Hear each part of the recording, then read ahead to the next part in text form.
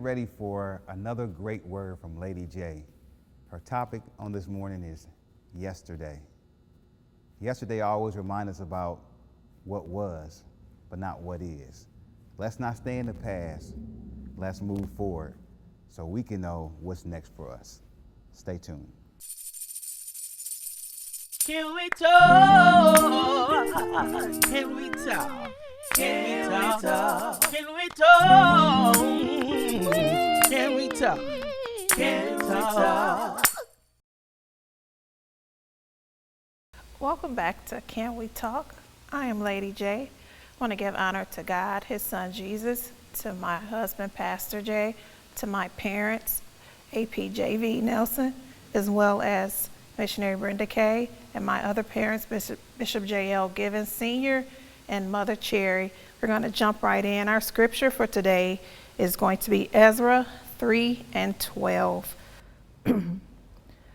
But many of the priests and Levites and chiefs of the fathers, who were ancient men, that had seen the first house, when the foundation of this house was laid before their eyes, wept with a loud voice, and many shouted aloud for joy.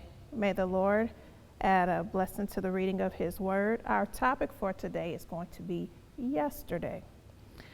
In 1965, the Beatles composed a song entitled Yesterday. The first few lines reads as such: Yesterday, all my troubles seem so far away. Now it looks as though they're here to stay. Oh, I believe in yesterday. I can remember listening to this song as a teenager, but not the Beatles version. It was Boyz II Men version. I can hear my grandmother now telling us how the Beatles version was better, but I guess you're kind of biased to your own time, because I still declare and decree that can't nobody sing it like Boyz II Men. But anyway, my husband and I, we have 3 beautiful children. Jada, our 16-year-old prima ballerina, who is graduating this year, tears. Jordan, our 12-year-old Prince Charming. JL, our spicy yet sweet 8-year-old. Oftentimes, my mind goes back to when they were first born. As a matter of fact, I still have a lot of their things from when they was little, their different clothes. And every once in a while, I like to pull those outfits out and look at how small they are and get all sentimental and, oh, I remember when. Or I can even the other day, my husband and I were in the store and I seen these little bitty shoes, and it's just like, oh, I remember when we used to have people with feet this little, you know, when the babies are little and cute and you rubbing all on their feet and kissing their feet. I ain't kissing none of their feet now. But oftentimes my mind goes back there. But the thing of it is no matter how beautiful those days were, no matter how much I relive them, I can't go back. You know, I can put a high genie ponytail on my head and blink my eyes all I want, but I'm just going to be a blinking-eyed simpleton, because you can't go back. You know, oftentimes we would be around a group of older people and we would hear them talking about, I remember when, or things used to be, and we begin to feel like if they say that one more time, I'ma scream. But, because no matter how much we loved yesterday, we can't relive it. Unfortunately, you see all the things on TV shows about the time machines, but to my knowledge, no one has invented that time machine yet, so we cannot go back. Fact is, when you think about it, there are some aspects of those times that weren't necessarily the greatest. There was times when my children were little that I was so tired that I feared that I would drop them while I was holding them, especially in the beginning when I was nursing my children. They was nursing every 2 hours, so every night on the dot, I would get up, nurse them, change their diaper, get them back to sleep, and it seemed like as soon as I would lay down and just be about to doze off, they'd cry for me to do it all over again. So I was living on little to really no sleep. And I would love to tell y'all that I hopped up clicked my heels together and praised God all the way to the changing table, grateful for the opportunity to just be a mother, but I would be lying. What the story went more like, I would get up, look over at my husband and roll my eyes, and envious of the fact that he was calling the hogs, the dogs, the mogs, and all the things that you can think of, and pray all the way to the changing table that I did not drop my child. And sometimes I would even be crying. But since it's been a while, like we do, every time I catch a whiff of a tiny baby, or I see, like I said in the store, these little bitty things for little bitty babies, you get all sentimental and wish you could go back to those days. We tend to do that. Whether it's yesterday or tomorrow, we tend to glorify whatever is absent. As long as it's not staring us in the face, we can paint it in whatever light we choose, with as many inaccuracies, as many embellishments as we can dream up. You know, sometimes people just be going on about how they did this and they did that and this was this way. And the people that surrounded them are saying, you forgot I was there too. That is not how that happened. That is not how that went down. But because it's the past, we can glorify it. We can embellish it and hope that nobody remember how it actually went. But living in the past, it robs us, because truth be told, today is probably not as gloomy as it seems, and neither is yesterday as glorious as you chose to remember it. But as I said, we get robbed because when your mind is somewhere else, you become disengaged. Life keeps moving whether we participate or not. Things keep going on, situations change. The world is not going to stop because you want to stay in 1975. Because today is 2021. And the thing of it is, some of us didn't even think that we would make it to 2021, but here we are. We are in 2021. Who would have thought, you know, when we were coming up, you would read these books that predicted like in 2021 we was going to be in flying cars and all this nonsense, because no one could wrap their mind around 2021, but here we are. But you have people that want to stay stuck in what used to be. But the thing of it is, I heard somebody say, I don't even know one person who still has a typewriter. It's nonsense. Because the thing about a typewriter, when you're using a typewriter, at first they had this, it was set up to where if you made a mistake on a typewriter, you had to throw that whole piece of paper away and start all over. And then we ended up with this typewriter that had this little mechanism that can go back and kind of white out what you typed, but you still could see that that mistake had been made. But with a computer, all you gotta do is hit the backspace button and it erase whatever mistake you'd have made. So what sense would it make to keep using a typewriter when a computer is faster and more efficient? It's the same thing. If you seen somebody, and I ain't talking about on special occasions, if you seen somebody riding down the street with a horse and a buggy, you gonna look at them like they crazy, because we done advanced since then. We got cars that can move quicker to get you there faster than taking a horse and a buggy. So you have to adapt with the times. And the thing of it is, if we would give it a chance, we will sometimes see that it's not as bad as you think it is. It actually is better. And you'll be thinking, why, I should have started doing this a long time ago. They say work smarter, not harder. But some of us just get stuck in a moment and we won't move no further. The thing about living in the past also, it stunts your growth. You can't grow anymore when you're stuck in a certain spot. If you stay stuck on 2 + 2, you will never be able to solve for A. And there's gonna come a time in your life when you may need that algebra. But if you haven't learned it, how you gonna use it? You can't use what you have learned. So you have to be able to progress. I know yesterday may have been good, but that don't mean tomorrow can't be better. You just got to keep moving forward and adapt and deal with what is. You can try to stay there, but you cheating yourself. You hurting your own self. We hold on to the past, though, because it's familiar. We're afraid of the unknown.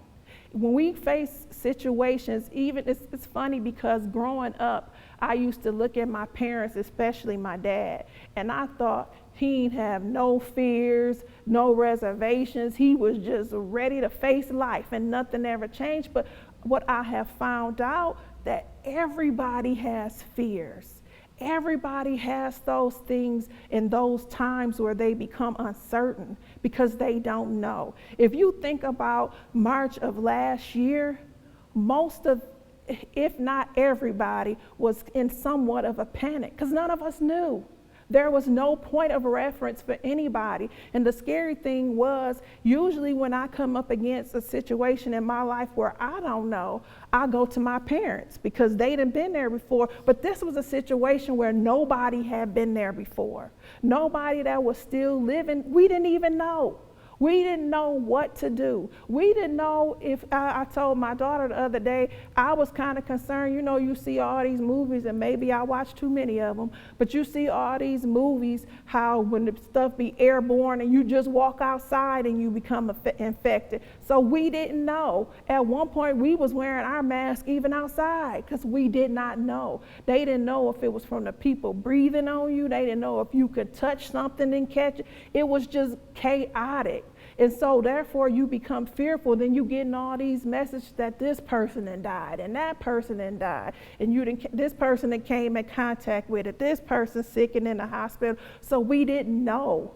And then y'all seen all these memes where people were saying, in other words, that for 2020 to pull over and let them out the car.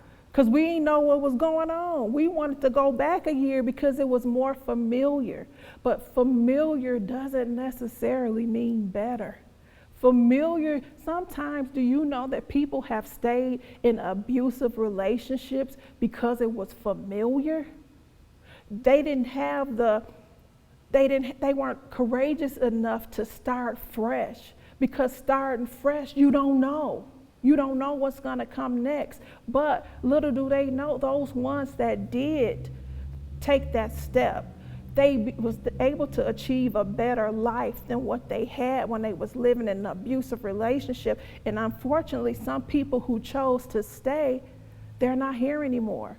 My husband and I often watch A Different World, and one episode where one of the girls was being abused by her boyfriend, Mr. Gaines on the show said that he had a relative that said, in other words, that she didn't think her spouse loved her if he didn't beat her. And then he went on to say one day that spouse loved her to death. So that's the thing of it is, when we won't take the courage, take a step further, then we die where we are. And you miss out on what you could have had, trying to hold on to what you used to have. We fear that tomorrow won't be as memorable as yesterday, when in fact, that's up to us. We have the power to use and create what we want in our lives, what we speak, what we think, what we press for. But one thing I tell you for sure, if you keep sitting on your couch watching TV, you ain't gonna ever get a job. Maybe you lost the job that you used to have, but you ain't gonna get another one not doing anything about it. So you have to take the step, take a chance, take the initiative to do something different. The events may not be the same, but they can be equally fulfilling. They may not look exactly the same, but don't mean that it won't be just as good. And sometimes, as I stated earlier, if not better, if we choose to make the most of what we have. I may no longer have yesterday, but I do have right now. I can go back. Like I said, when my children were small, that was some of the best times of my life. Even when you're expecting and you don't know what the baby gonna look like, who it's gonna look like, what we gonna name them, and all these things. And then when you seeing them for the first time, holding them for the first time, yes, all those were good. But I don't care how many more babies I have, it ain't gonna be Jada, Jordan, and JL. You can't go back. It's impossible. And we often don't know the value of a moment until it becomes a memory. You wasting your now thinking about yesterday. You're wasting what you have in front of you. And the thing of it is, it's because tomorrow is not promised. I've often told my daughter, when we were growing up, because that was just the place to be, we would go to my grandma's house. If we could go to my grandma's house for holidays or whatever, that we didn't have to go nowhere else. Grandma's house was the place to turn up. We didn't have to go to no club. We didn't have to go to no parties. Long as we can get around our cousins and be with each other, we were okay. So that was a habit. And even once when I got married, still on holidays, I would go at some point and spend some time at my grandma's house.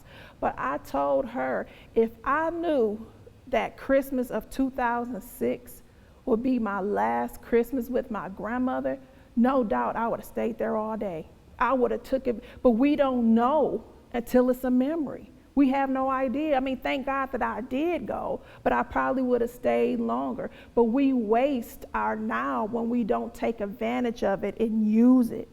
If we waste it, someday in the future, you'll be wishing you had done more with today.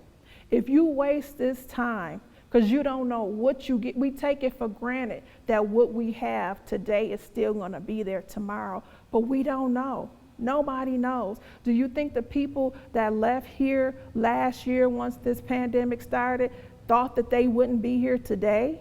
I'm sure that didn't cross their mind because it was unexpected. And that's one thing about it is the only constant is change, and you don't know how it's going to change. So we must change our mindset before we waste one of the greatest gifts that we'll ever receive, which is the gift of time. Don't you know it's people that left here that wish that they could get more time? Well, you have it. We have it. As long as we're still breathing, as long as they say, blood is still running through our veins, we have time. It's not too late. It's not too late. You know, sometimes we have in our mind, once we get a certain age, that our best days are behind us, but that's only if you choose to let it be that way. When my grandmother was in the hospital, we came across one of the nurses that was there, and she told us that she didn't go to nursing school until she was 40. But most of us think by the time you get up in there, it's too late to be going to school. It's too late to be trying to live a dream. But as long as you're alive, you can at least try. You can at least attempt to, and if it don't work out, then you just move on to something else. But we have to remember that time is valuable. And as long as you're still alive, as long as you're still breathing, God still has something for you to do. And it's up to you. You have a choice whether you're going to waste it or actually use it. Yesterday is gone, and tomorrow may never be ours. So we have to choose what we're going to do with today. Once again, we enjoyed a great word from Lady J. And listening to your topic yesterday, you talked about a lot of the good things.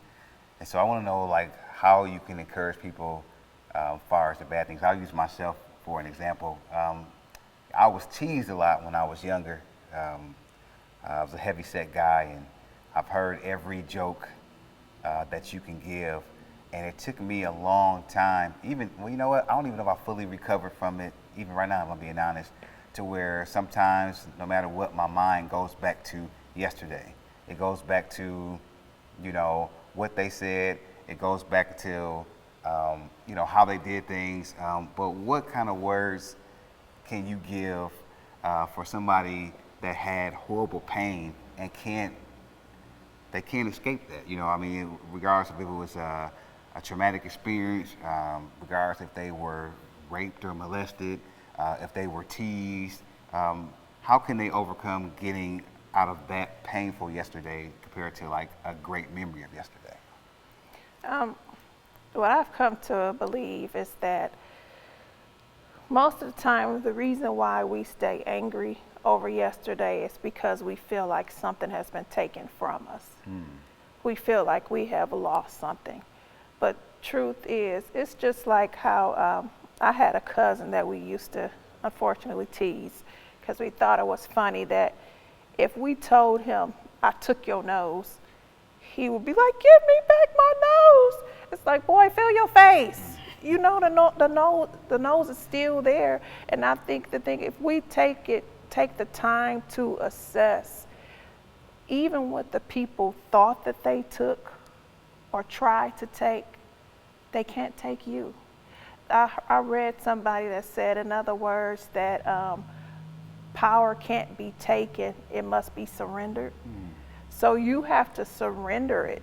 You give them that power. If you lay down and die, well then they did take something from you. You allowed them to take it. You fell into the trap that they wanted you to fall into. You decided to stop living, but they can't make you stop living. You have to decide. So they don't have that kind of power. And one thing that I've realized too, that God will not allow you to lose anything that you need. Anything that's supposed to stay in your life. I heard Bishop T.D. Jakes say that whatever is meant to stay cannot leave, and whatever is meant to leave cannot stay. So if it left, kiss it goodbye. If it left, say your goodbyes, part. We ain't even got to part angry. Just say your goodbyes and move on. But people can't take anything from you unless you give it to them. So as long as you're still alive, even if you have a setback because of something someone did, if you're still alive, your dad brought the message that my setback was a setup for my comeback. You still can come back from whatever it is that you faced. Yeah, it's just great stuff, number one. But I know for myself, every time I look at my leg, I remember when I fell off the dresser and I split my leg in half. And it seemed like, is it harder when you actually can see the scar to get over that or get over yesterday? You know, it's one thing to think about as memory, but when you can actually see like something or a mark that has happened that makes you go back to that, do you think it's harder to get over or get out of yesterday when you can actually see the reminding scar? Well, I don't think it's necessarily that you see it, but how you see it. It's your perception of that scar. If you look at that scar as, woe is me, then yes. But if you look at that scar as a reminder that you survived, then it could be a pushing mechanism so you can keep going forward. Because one thing about it is you did survive. Whatever it is, and the crazy thing is a lot of times when we're in a moment, it feels like that thing ain't gonna ever be over. You know, it's like seconds drag on. Like this is so hard. I don't know if I even want to go a step further, but you did. Day by day, second by second, moment by moment, life kept happening, and you survived it. You're still alive to tell your story. It's even if you did cry, it's like the crying is not a sign of weakness. It's a sign that you're human. That scar shows you that you are human, but you survived it. And I think about, because you joke with me all the time about how I love 80s music. But you say I like 80s stuff because it made me think about a simpler time in my life. And when you told me that, I'm like, you know what? I guess it do, because I love 80s music. I don't care if it's Wham, I don't care if it's Bobby McFerrin, I don't care if it's DeGarmo and Key, you know, I don't care if it's Hall & Oates, I don't care if it's Michael Jackson, like no matter what, it takes me back to that time. So do you think, is there a level, like does it damage you more if you stay in a memory of something bad or if you stay in a memory of something good? Well, I think that living in the past damages you either way. Okay. Because it robs you of your now. Okay. Living in the past is, be it a good memory or a bad memory, it's okay to look back, but you can't stay back, or it robs you. So either way, it doesn't matter what it is you're remembering, because even a good memory, if you stay on it too long, you'll find yourself trying to reinvent it. But then a bad memory, if you stay on it too long, then you don't, without even realizing it, it's like a cancer that spreads through your body, because negative emotion takes a toll on you. Without, it's like the silent killer. Without you even knowing it, it takes a toll on you. They said even, I think it might be cancer, like one of the main causes of cancer is stress. And the longer you hold on to negative emotions, the more stressed, the more tense you're going to be, and that's not good for your body. So either way, I think it weakens you. It's okay to say, oh wow, that happened, I survived it. Oh wow, that happened, that was a good time, but you just can't live there. So do you think tradition, do you think that's a sign of like yesterday? Like, do you think, what I mean by that is like, so certain people go by tradition, it has to be this way because it benefited them back then. Do you think tradition is a sign of yesterday? Like, is that a way for us to stick in that situation because it was something that we were well at or we knew? Like, what's your thoughts on that? Well, I think it's a case-by-case situation. I've heard my dad say that before you start tearing fences down, you need to first see why they were put up. So sometimes tradition is not necessarily a bad thing. Tradition can be a good thing, but tradition can also be a bad thing. Because I think it was Maya Angelou said, in other words, that when you know better, you should do better. So maybe in the past, it was done this way. Maybe in the past, this was all we knew. Maybe in the past, this was the best way, but if we find a better way, then why not change to that way? Yeah. Tradition can be a good thing, but if you hold on to it to the point that you stop living unless it's this way, then it hurts you. So on that note, if Jada comes to you right now and says B2K was better singing Yesterday than Boys to Men, as your grandmother said the Beatles were, would you be able to receive that? Yes, because that's her opinion. Fair enough. But in my opinion, I think Boys to Men is better. You know, it's in those things, and that's the other thing that us as humans kind of have issues with sometimes, is allowing other people to have their opinion. Just because our opinions are not the same, it doesn't make yours wrong or mine right, or vice versa. It's just an opinion. Now, some things are facts, and the fact is just that it's a fact. I don't care how you go around it, how you look at it. I can blink my eyes, twist my head, flip all upside down, but the sky still is the sky. It still is what it is. You know, you can't, I think it was Joyce Meyer who said, in other words, that you can stand in the garage all day long and still won't make you a car. Right. Count it all joy.